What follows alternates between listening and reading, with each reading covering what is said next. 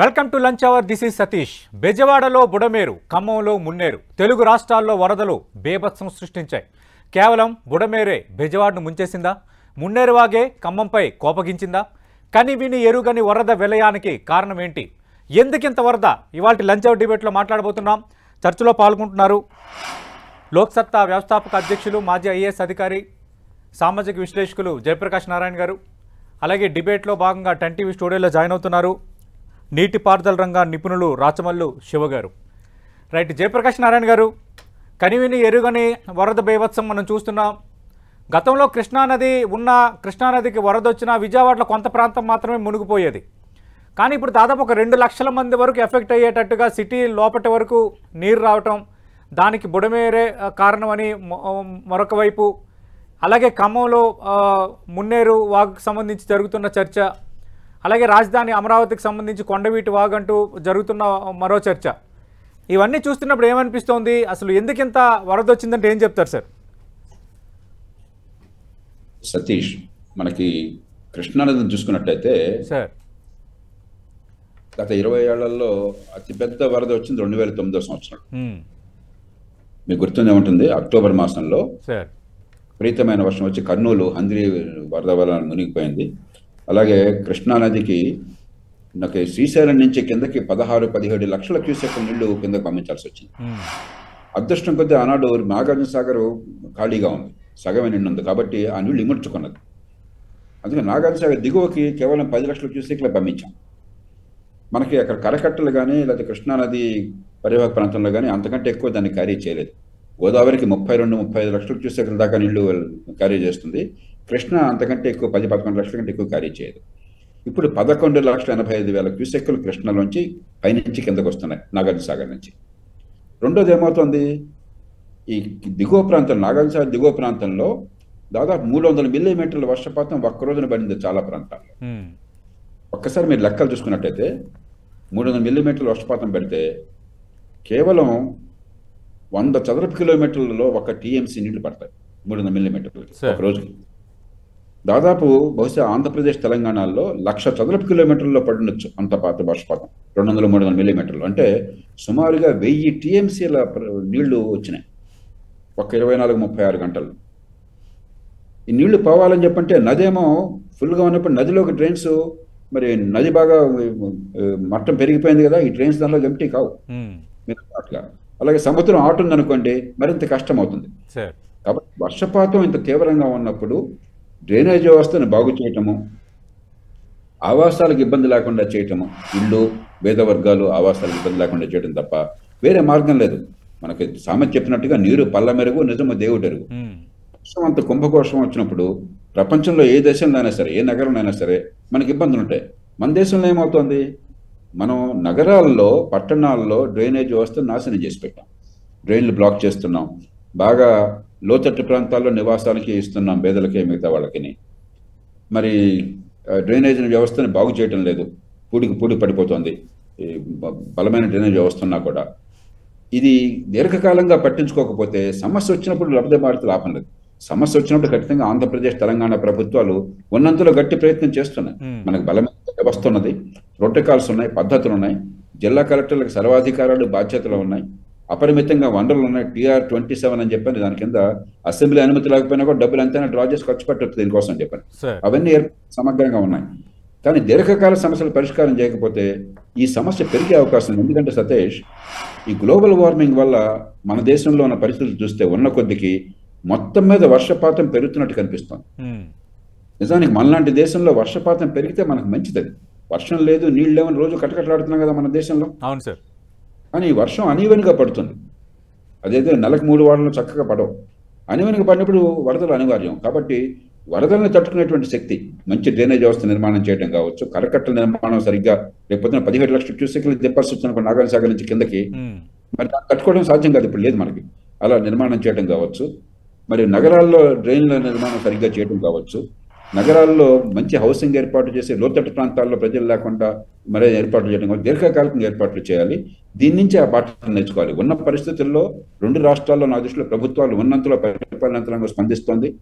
వదాన్యులు, సమాజము, స్వచ్ఛంద సంస్థలు గట్టిగా కృషి చేస్తున్నాయి. వాటితో సమన్వయం కావాలి. కానీ మనం ఈ పూట సమస్యల గురించి ఆలోచించడం కాకుండా రేపటి గురించి ఆలోచించాలి, వచ్చే 30, 40, 50 ఏళ్ళ గురించి ఆలోచించాలి.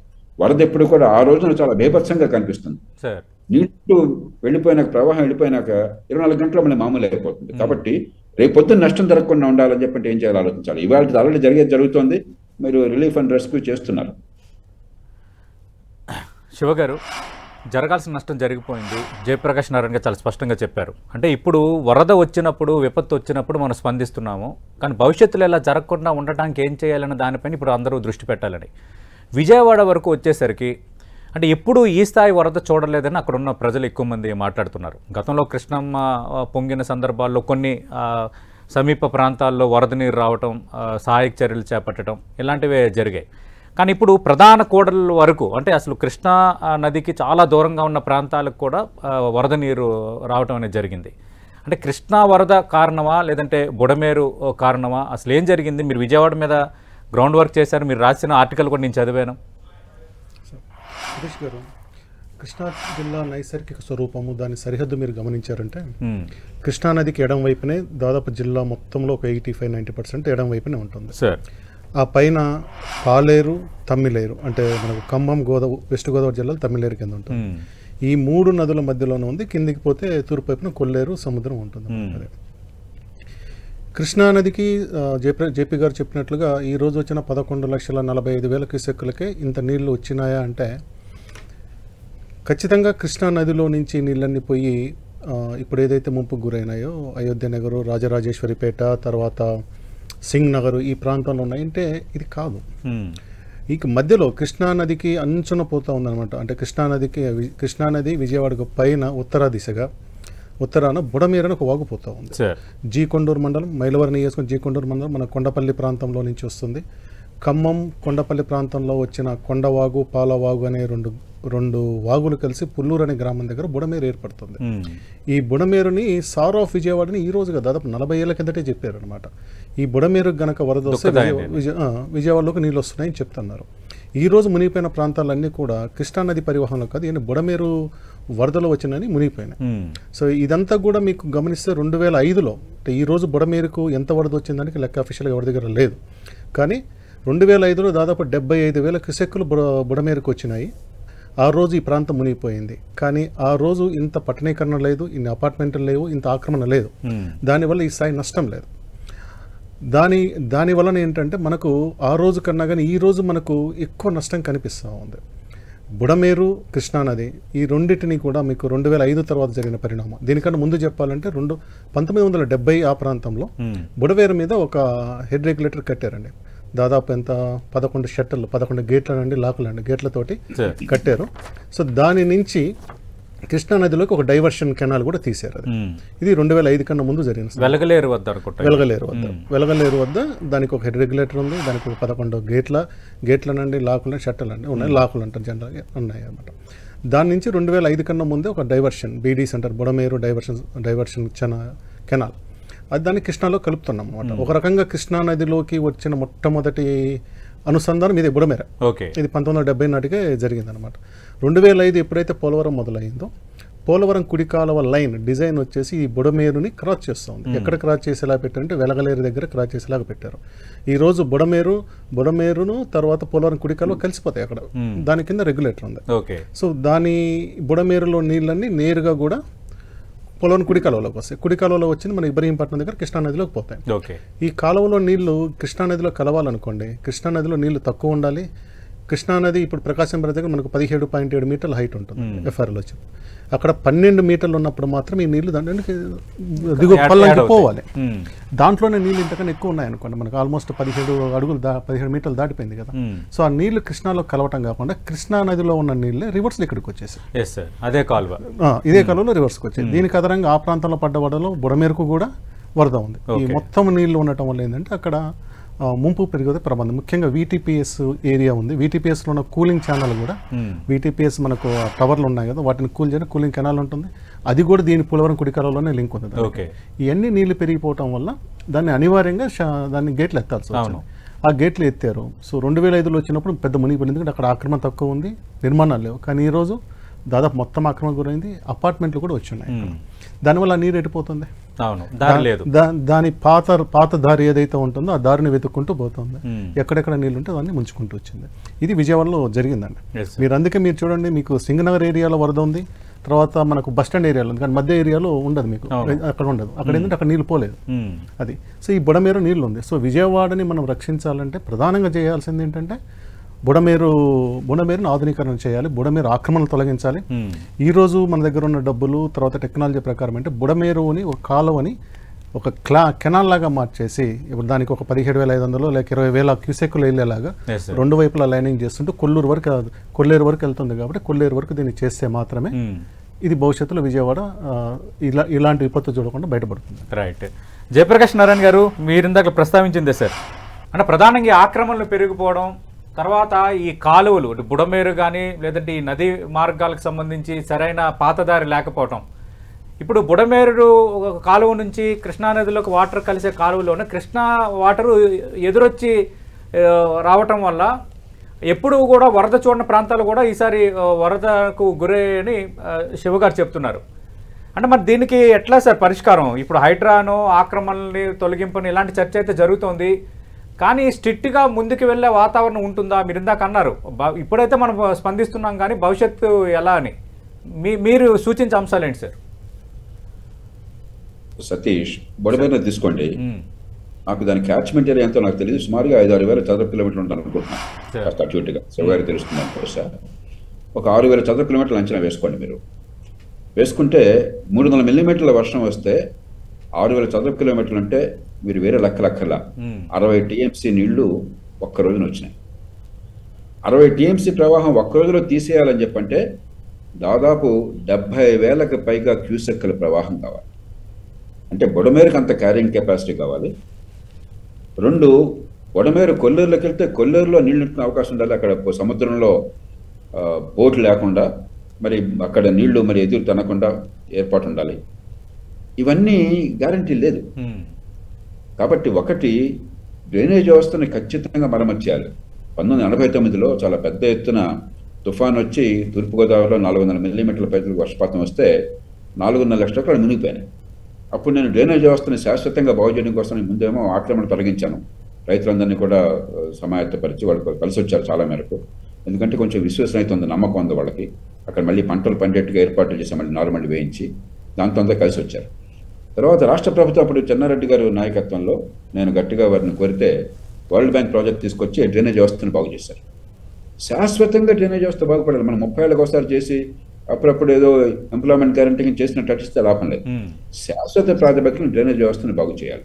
ఏనాడు అది పెద్ద ప్రమాదం వస్తుందో మనకు తెలియదు, ప్రతిరోజు వస్తుందని గ్యారంటీ లేదు, కానీ వచ్చినాడు గ్యారంటీగా వస్తుంది. ఒకటి, దాని క్యారింగ్ కెపాసిటీ పెంచటము. కరకట్టలు కొంతమేరకు 70,000 క్యూసెక్లు వేయడం బహుశా సాధ్యం కాకపోవచ్చు, మరి ఎత్తు పెంచాల్సి వస్తుంది, మనకి సాధ్యం కాకపోవచ్చు. కానీ కనీసం ఆ 15-20 వేలు అన్నా సరే రెగ్యులర్గా వెళ్ళిందనుకోండి, ఒకరోజు కాదు 2 రోజుల్లో నీరు తీసేస్తుంది. రెండోది, పట్టణీకరణలో మనం చాలా జాగ్రత్తలు పాటించాలి. ప్రపంచం అంతా కూడా పట్టణాలు ఏర్పాటు చేస్తుంటే ఏం చేస్తారంటే వాళ్ళు ముందు కాంటూర్ సర్వేలు చేస్తారు. మరి లండన్ నగరం ఉందనుకోండి, 400 ఏళ్ల క్రితమే కాంటూర్ సర్వే చేసి వాళ్ళ రోడ్లు కానీ, వాళ్ళ వాటర్ పైప్ లైన్స్ కానీ, వాళ్ళ స్టామ్ వాటర్ డ్రైనేజ్ కానీ, లేకపోతే సివరేజ్ సిస్టమ్ కానీ ఆ కాంటూర్స్ అనుగుణంగా ఏర్పాటు చేస్తారు. మనకేమిటి, మన పట్టణ నిర్మాణం ఏదో గుడ్డెత్తి చేరబడ్డట్టు చేయడం తప్పితే టౌన్ ప్లానింగ్ కానీ లేకపోతే అమలు చేయడం కానీ మనం అసలు ప్రకృతిని పరిగణలో తీసుకోవట్లేదు. మనకి వరద ప్రాంతాలకు ముప్పురే అవకాశం ఉంది, వరద వస్తాయని చెప్పని తెలిసినప్పుడు అక్కడ మనం లేఅవుట్లు అంగీకరిస్తున్నాం, అక్కడ పేదలకి ఇల్లు నిర్మాణం చేస్తున్నాం, అక్కడ వాళ్ళ చోవాళ్ళు చేస్తారని చెప్పి అనుకుంటున్నాం తప్ప ముందు జాగ్రత్తలు తీసుకోవట్లేదు. ఎప్పుడైతే జనసాంద్రత పెరుగుతుందో, నగరీకరణ పెరుగుతుందో, ఒక 70,000 క్యూసెక్కులు మీకు దీనిలో బుడమేరులో వచ్చినట్టయితే, 15-16 లక్షల క్యూసెక్కులు కృష్ణలో వచ్చినట్టయితే ఒక్కొక్కప్పుడు కరకట్టలు కూడా దాటిపోతుంది. అప్పుడు వరద అనివార్యం. మన వరదను మనం అంటున్నాం, కానీ నీటి ప్రవాహానికి మనం అడ్డొస్తున్నాం.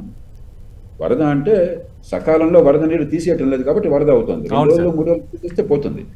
కాబట్టి ఒకటి, ఎంత మేరకు వరద నీరు తీసేయడానికి ఏర్పాటు చేయగలమో డ్రైనేజ్ వ్యవస్థ, ఎంత మేరకు కరకట్టలు పెంచి ఆ నీరు పంపకుండా చూసుకుంటాం అని చెప్పన్నది కరకట్టల నిర్మాణము, ఆ నదిని ట్రైన్ చేయటము. మూడోది, మన నగరీకరణలో పట్టణీకరణలో ఇలాంటి ఇబ్బందులు ఒకవేళ వరద వచ్చినా కూడా మీకు 300 మిల్లీమీటర్ల వర్షం రేపు పొద్దున రాదని మళ్ళీ గ్యారంటీ లేదు. ఒకరోజు 500 మిల్లీమీటర్లు రాదు 3 రోజులని గ్యారంటీ ఏం లేదు. ఉన్న కొద్దికి భారతదేశంలో ఋతుపవనాల్లో వర్షపాతం పెరుగుతుంది. ఆ వర్షం కూడా అనీవెన్గా వస్తున్నది. 2009లోనే మనకి అప్పుడు ఆ కృష్ణా వరదలు వచ్చిన 2009లో మీకు గుర్తుందో లేదో, కర్నూలు పట్టణం మునిగిపోయింది హంద్రీ నది వరదల వల్ల. అలాగే గుంటూరు జిల్లాలో ఒక చోట కట్ట తెగింది. అప్పుడే నేను ప్రధానమంత్రి గారిని కలిసి నేను కోరాను, ఏమంటే ఋతుపవనాల వల్ల మనకి వర్షాలు పెరుగుతున్నట్టుగా అనీవెన్గా వస్తున్నట్టు కనిపిస్తున్నది, కాబట్టి మన జాతీయ స్థాయిలో కొంచెం అంతర్జాతీయ నిపుణులను తీసుకొచ్చి దీర్ఘకాలం ఏం చేయాలో ఆలోచించిన వ్యవసాయం గురించి కానీ నీటి గురించి కానీ ఒక కమిటీ కూడా ఏర్పాటు చేశారు. కానీ పెద్ద పట్టించుకోలేదు ఎవరు.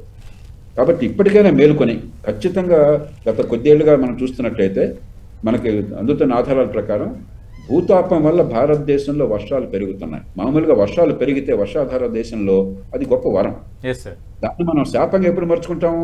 వరదను తట్టుకోలేకపోతే, అన్నింటినీ సద్వినియోగం చేసుకోలేకపోతే, అన్నింటిలో సద్వినియోగం చేసుకోలేదు. వరద నీళ్ళు సద్వినియోగం చేసుకోలేదు, మిగతా టైంలో సద్వినియోగం చేసుకోవాలి, వరద టైంలో వరదను తట్టుకోవాలి.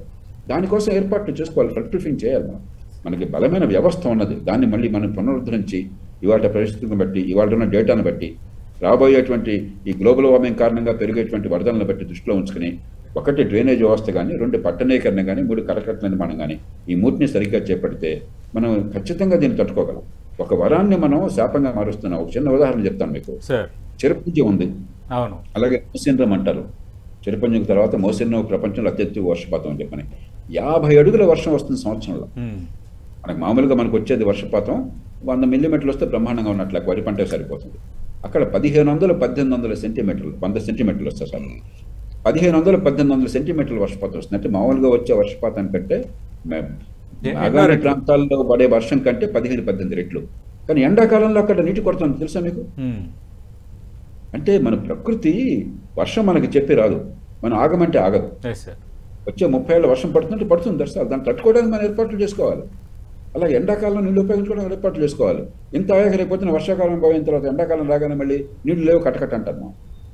అందుకని మనం మానవ సమాజం మనకున్న ఆర్గనైజేషన్తో, మంచి పరిపాలనతో, టెక్నాలజీతో వనరులను సద్వినియోగం చేసుకుని ఆ నీటిని కాపాడుకోవటం నేర్చుకోవాలి. వరద వచ్చినప్పుడల్లా ఈ బండ్స్ అన్నీ తెగిపోతాయి, మళ్ళీ రింగ్ బండ్స్ నిర్మాణం వెంటనే చేరేదనుకోండి, మళ్ళీ వచ్చే వర్షం నుంచి మళ్ళీ నీటిని కాపాడుకోలేము.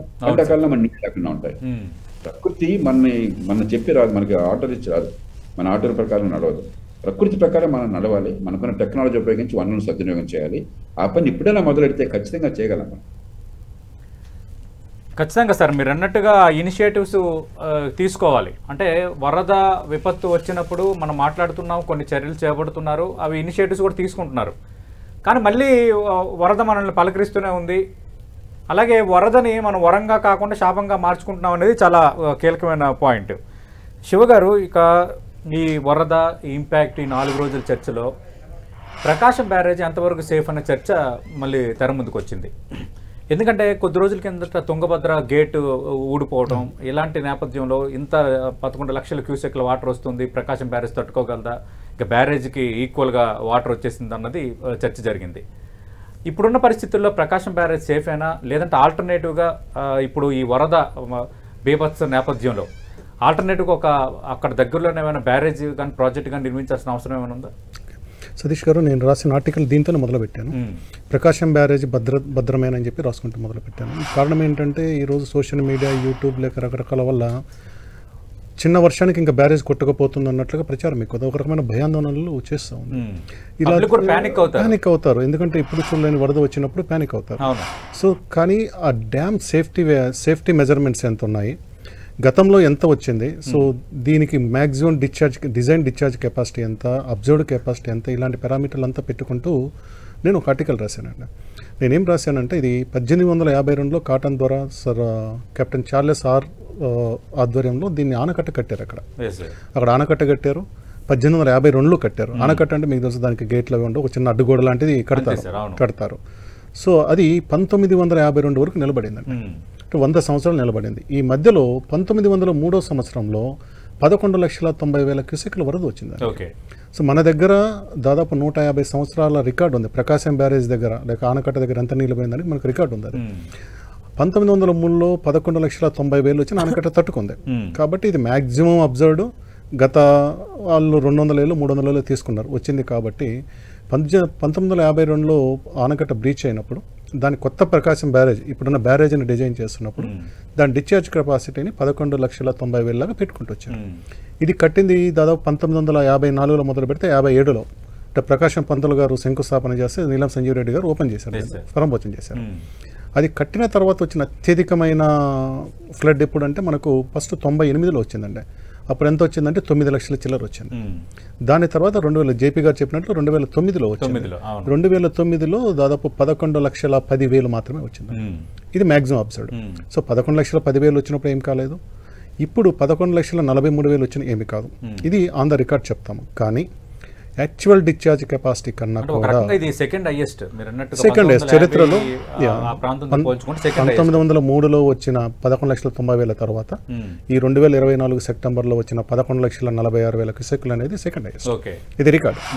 అయితే అప్పటికి ఇప్పటికీ చాలా తేడా ఉంది. అప్పుడు ఏంటంటే మీకు పైన ఏమీ లేవు, శ్రీశైలం లేదు, నాగార్జున సాగర్ లేదు, పులిచింత లేదు.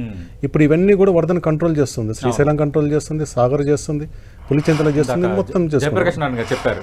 సాగర్ ఏ విధంగా సేఫ్ గా సాగర్ డిశ్చార్జ్ ఇప్పుడు మీకు శ్రీశైలం, నాగార్జున సాగర్, పులిచింతలు ఇవన్నీ కూడా 12.5 లక్షల నుంచి 13 లక్షల మధ్య డిశ్చార్జ్ కెపాసిటీ. వేరే సాగర్ 20,50,000 క్యూసెక్లు ఉంటుందంటే దానికి అంటే మీకు ఒక్కసారి 20 లక్షలు వచ్చినా అది సస్టైన్ చేసుకుని ఆపగలుగుతుంది మిమ్మల్ని ఒక రోజు వరదను ఆపగలుగుతుంది అనమాట. ఇంకోటి ఏంటంటే వర్షం మొత్తం ఒకే రోజు పడ్డది కాదు కదా, పడ్డ నీళ్ళు పడ్డట్టు వరదగా మారుతూ ఉన్నప్పుడు అది ఎన్ని టీఎంసీలు వర్షం ఒక రోజులో వచ్చినా ఒక 24 గంటల్లో ఒక పాయింట్ నుంచి దాటే లేక ఒక పాయింట్లో చేరే నీటిని ఒక టీఎంసీగా పెడతాం. అట్లా చూసుకున్నప్పుడు ఆ వరద వర్షం వచ్చి వరదగా మారేటప్పటికే మనము డిశ్చార్జ్ మొదలైపోయింది అనుకోండి, అది ఎంత వరద పడ్డా కానీ ఎక్కడికక్కడ మనం డిశ్చార్జ్ చేయగలిగితే ఈ ప్రమాదం ఉండదు. కాబట్టి ప్రకాశం బ్యారేజ్ అనేది 11,90,000 డిశ్చార్జ్ కెపాసిటీ ఉంది.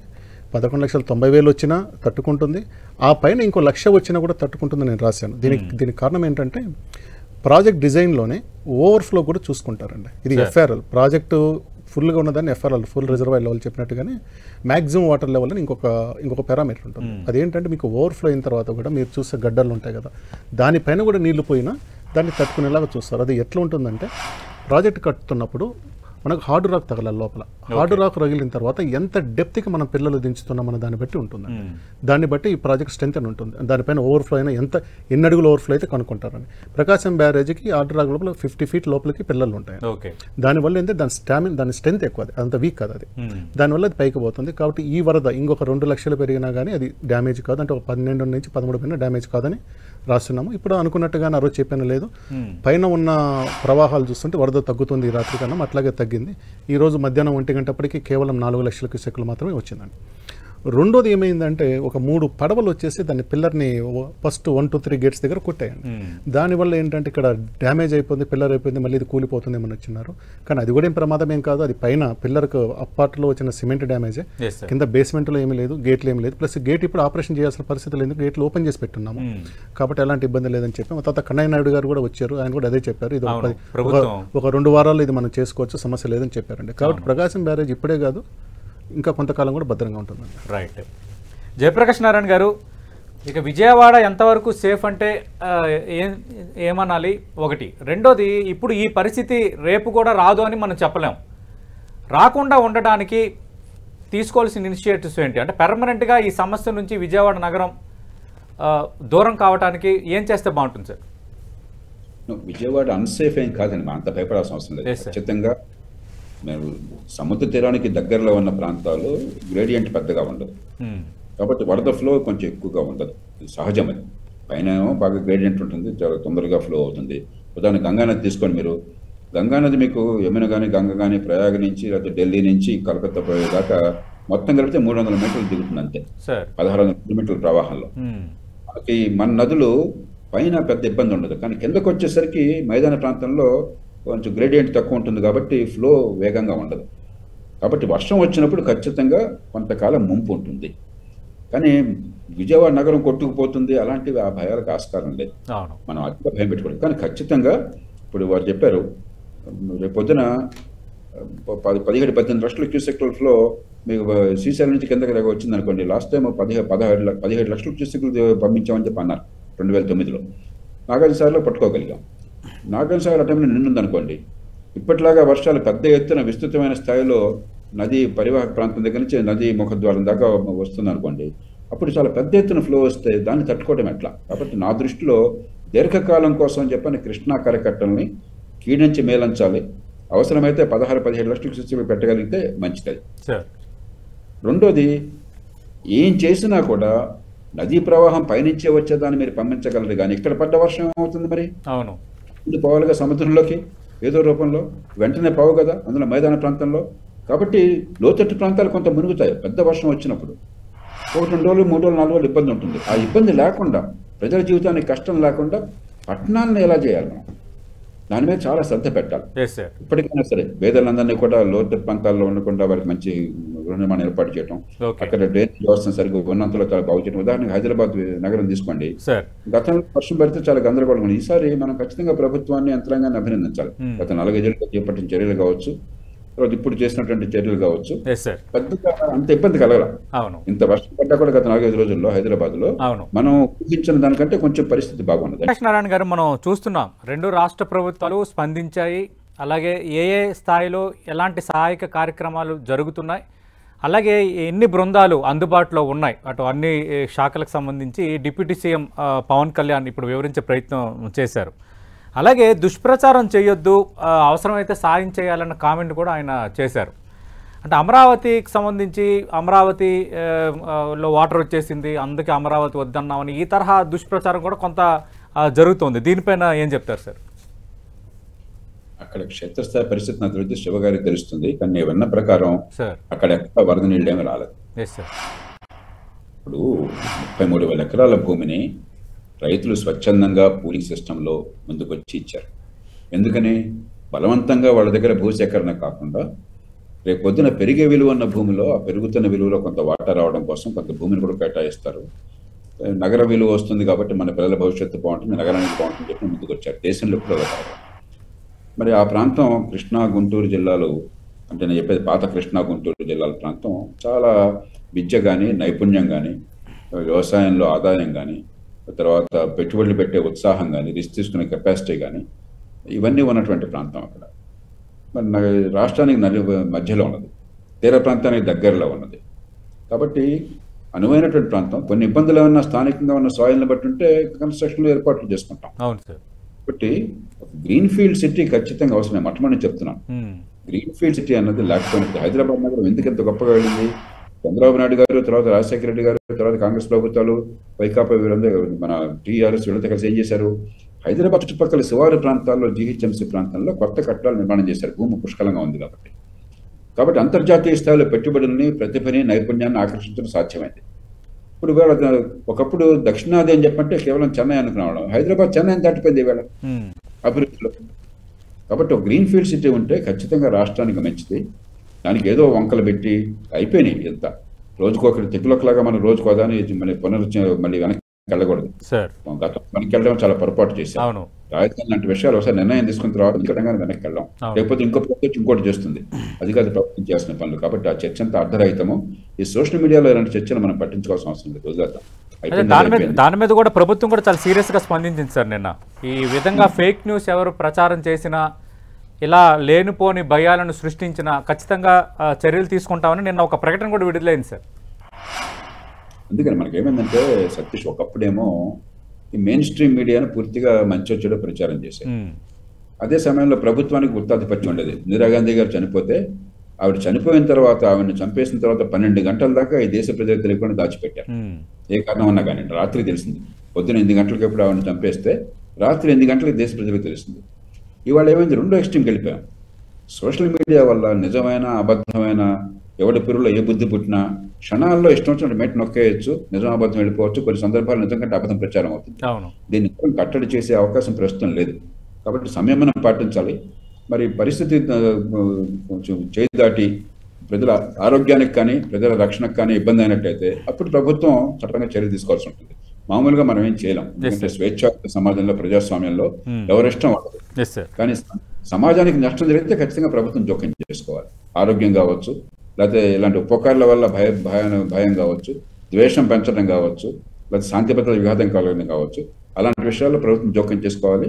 ఖచ్చితంగా ఈ పుకార్లు అరికట్టే శక్తి ప్రభుత్వానికి ఉంది. శివ గారు, మీరేం చెప్తారు సరే అమరావతిపై జరుగుతున్న ప్రచారంపై? సరే, పవన్ కళ్యాణ్ గారు చెప్పినట్టుగా రాజకీయ విమర్శలకు దూరంగా ఉంటే మంచిది ఈ సమయంలో కొద్దికాలం. అమరావతి అనుకూలం వ్యతిరేకం రెండు వర్గాలు ఉన్నా కానీ ఒక వర్షం వల్ల అది ఈరోజు తేల్చేది కాదు. ప్లస్ ఇప్పుడు ఏదైతే విజయవాడకు బుడమేరు అని చెప్పినా అమరావతికి వరదకి లేక వర్షం వచ్చే ఎక్కడైనా కొన్ని ప్రాంతాలలో లాం అలాంటి ప్రాంతాల్లో వస్తే అది కృష్ణా నీళ్ళు కాదు, అది కొండవీడు వాగు. కొండవీడు వాగు వల్ల వస్తుంది. ఈ పక్క బుడమేరు గురించి ఎలా చెప్తే అటు పక్క కొండవీడు వాగును కనుక ట్యామ్ చేసి అదుపు చేసుకోగలిగితే ఆ ప్రాంతాల్లో ముంపు లేకుండా చూసుకోవచ్చు.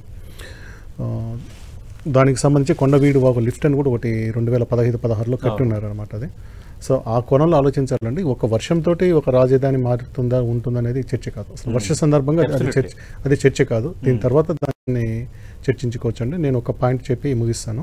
ఇప్పుడు జేపీ గారు మొదట్లో చెప్పినట్టుగా డ్రైనేజ్ సిస్టమ్ చెప్పున్నారు. ఇప్పుడు డ్రైనేజ్ ఏం చేసినా కానీ అంతిమంగా ఏదో ఒక కాలువలోకో వాగులోకో నదిలోకో పోవాలి. ఇవన్నీ ఆ ప్రాంతంలో పోవాల్సింది ఓన్లీ బుడమేరు వాగు మాత్రమే ఉంది. సో ఒకటి ఈ చేయాల్సింది ఏంటంటే బుడమేరులోకి మన కృష్ణానది నుంచి పోలవరం కుడికాల ద్వారా నీళ్లు రాకుండా క్రాస్ రెగ్యులేటర్లు కట్టాలండి. నెంబర్ 1 చేయాల్సిన పని. అది గవర్నమెంట్ చేయగలిగింది, తక్కువ ఖర్చు తక్కువ రోజు ఇచ్చింది. ఒక క్రాస్ రెగ్యులేటర్ కట్టాలి. ఈ నీళ్లు ఒక దాంట్లో ఒకటి పోకుండా కంట్రోల్ చేయగలగాలి. నెంబర్ 1 చేయాల్సిన పనిది. నెంబర్ 2 చేయాల్సిన పని వీలైన మేర మొత్తం వీలైన కదా ఒరిజినల్ బుడమేరు మీరు శాటిలైట్ 2005 నాటికి ఉన్న తీసుకొని మొత్తం దాన్ని క్లీన్ చేసి దానికి మీకు ఆశ్చర్యంగా ఉంటుంది 40 ఏళ్ళ కింద బుడమేరు కరకట్ట కట్టారు అది. సో మీరు ఎవరైనా విజయవాడలో ఒక 50-60 వేలు ఉన్న చూస్తే 2005-6 ముందట మీకు ఆ ప్రాంతంలో ఏం కాలనీలు అపార్ట్మెంట్ లేవంటే అక్కడ మీద గురైనాయి కదా. దాన్ని మొత్తం చేసి బుడమేరు ఒరిజినల్ ప్రవాహం ఏముందో దాన్ని మొత్తాన్ని కొల్లేరు వరకు తీసుకెళ్ళాలి. కొల్లేరు నుంచి బయట డ్రైన్ అవుట్ కాబట్టి సముద్రంలో కావడానికి ఆల్రెడీ మార్గం ఉంది, ఉంటే దాన్ని కూడా చేసుకుంటూ పోవాలి. సో దీన్ని చేయటం మాత్రమే ఈరోజు తక్షణంగా జరగాల్సిన పని అండి. అంటే ఎక్కువగా ఈ పూడిక మీద కూడా చర్చ జరుగుతుంది. అంటే చాలా వరకు ఈ రిజర్వాయర్స్లో బ్యారేజ్లో ఈ పూడిక ఎక్కువగా పేరుకుపోతుందని గతంలో శ్రీశైలం పైన కూడా ఒక డిస్కషన్ మనం చూసాం. అంటే శ్రీశైలం సామర్థ్యం ఎన్ని టీఎంసీలు ఉందో ప్రతిపాది అంటే దాని మ్యాక్సిమం స్ట్రెంత్, కానీ ఇప్పుడు అది లేదు. ఇప్పుడు 201 ఉండేది, ఇప్పుడు 185 అఫీషియల్గా చెప్తున్నారు. కానీ మాకున్న అంచనా ఏంటి అది 160-160 దగ్గర ఉంటుంది. నాగార్జున సాగర్లో కొంచెం పూడిక తక్కువ ఉంటుంది, ఎందుకంటే వైశాల్యం ఎక్కువ, ప్లస్ ఎక్కువ నదిలో వచ్చే ఎక్కువ పూడిక శ్రీశైలం దగ్గర ఫిల్టర్ అయిపోతూ ఉంది. ప్రకాశం బ్యారేజ్ చాలా తక్కువ, కానీ ప్రకాశం బ్యారేజ్లో ఉన్నదానికి కూడా ఇసుక ఎక్కువ ఉంది. దాన్ని డ్రెజింగ్ చేసి ఇసుక తీయాలని ప్రయత్నం చేస్తున్నారు. రెండో పాయింట్ మనం మాట్లాడాల్సింది ఈ వరదల్ని కంట్రోల్ చేయడానికి, ముఖ్యంగా ప్రకాశం బ్యారేజ్ వరదలు చేయడానికి మనం ఖమ్మం వైపు నుంచి వస్తున్న వాగులని చేయాలండి. మనకు పాలేరు మున్నేరు రెండింటిని చేయాలి. ఈ రెండిట్లో మున్నేరు చాలా మనకు విజయవాడ ముందు కీసర దగ్గర వచ్చి కలుస్తుంది కదా, అది చాలా చూపించింది. అది ప్రధానమైన ప్రభావం అది. ఎందుకంటే మనకు పులిచింతల నుంచి ఎంత వస్తుంది అంచనా ఉంటుంది. పులిచింతల ప్రకాశం బ్యారేజ్ మధ్యలో కలుస్తుంది మున్నేరు, అది ఓవర్ నైట్ లో 2 లక్షలు 3 లక్షలు కూడా తీసుకొస్తుంది. కాబట్టి ఆ మున్నేరు మీద అవసరమైతే ఎక్కడో చోట కొత్త డైవర్షన్ కానీ లేదా కొత్త ఆనకట్ట కట్టడం కానీ ఏమైనా చేసే అవకాశం ఉందేమో చూసుకోవాలండి. మనకు ఒకటి నేను చెప్పినట్టు బుడవేరు మీద క్రాస్ రెగ్యులేటర్ కట్టడం ఒకటి, రెండోది మున్నేరుని ఎట్లా అదుపు చేయాలి, కొత్త ప్రాజెక్ట్ కానీ ఏమైనా చేయడం చూసుకోవడం. అది జేపీ గారు చెప్పినట్టు మళ్ళీ 20 లక్షలు వస్తే ఏంటి అంటే దానికి ఒకటే మార్గము, మీరు శ్రీశైలం ఎగున సిద్ధేశ్వరం ఆనకట్ట కట్టి శ్రీశైలం నుంచి కిందికి ఇంత పెద్ద వరద రాకుండా అడ్డుకోవడం ఒకటే మార్గము. రెండోది మనకు నాగార్జున సాగర్ దగ్గర కుడి కాలువ దగ్గర కానీ లేక ఎడమ కాలువ దగ్గర కానీ ఆఫ్ షోర్లో చిన్న చిన్న రిజర్వాయర్లు కట్టుకోవడం మార్గం అండి. దాని తర్వాత వైకుంఠపురం దగ్గర ఒక బ్యారేజ్ ఆల్రెడీ ప్రపోజల్ ఉంది, అయితే అది పెద్ద ఆపలేదు, అది ఏంటంటే స్టోరేజ్ ఉండదు మనకు. అదే వైకుంఠపురం దగ్గర ఇప్పుడు ప్రకాశం బ్యారేజ్కి ఒరిజినల్ కెపాసిటీ 3, అది ఇప్పుడు ఒక 2 ఉంటుంది అనుకుందాం. సో అది కూడా అంతే, కొత్త ముంపు రావద్దు, మళ్ళీ ముంపు వస్తే ఆ ప్రాంతం అంతా డిస్టర్బ్ అవుతుంది. ముంపు లేకుండా నేను అనుకుంటే ఒక టీఎంసీ వైకుంఠపురం దగ్గర అక్విడేట్ నిర్మాణం అక్విడేట్ నిర్మాణం అనేది గోదావరి పైన అనుసంధానంలో భాగంగా అక్కడ అక్విడేట్ కట్టి దాటిస్తామన్నారు. సో అక్విడేట్ కట్టినా కానీ మీకు ఒక బ్యారేజ్ కట్టుకోవడానికి అవకాశం ఏకైక ప్రాంతం మీకు వైకుంఠపురం దగ్గర ఉంది. దాన్ని కట్టి కొంతలో కొంత మీరు కంట్రోల్ చేయడానికి అవకాశం ఉంటుంది. అంటే కంట్రోల్ చేయడం అంటే ఏంటంటే మీరు ఒక 20,000 క్యూసెక్కుల్ని మీరు ఒక 2 గంటలు ఆపారు అనుకోండి, బ్యారేజ్ ఖాళీ అవడానికి అంతవరకు ఖాళీ అవడానికి పోతుంది అనమాట. ఏం స్టోరేజ్ కోసం కాదు, అధిక ముంపు లేకుండా చేయొచ్చు.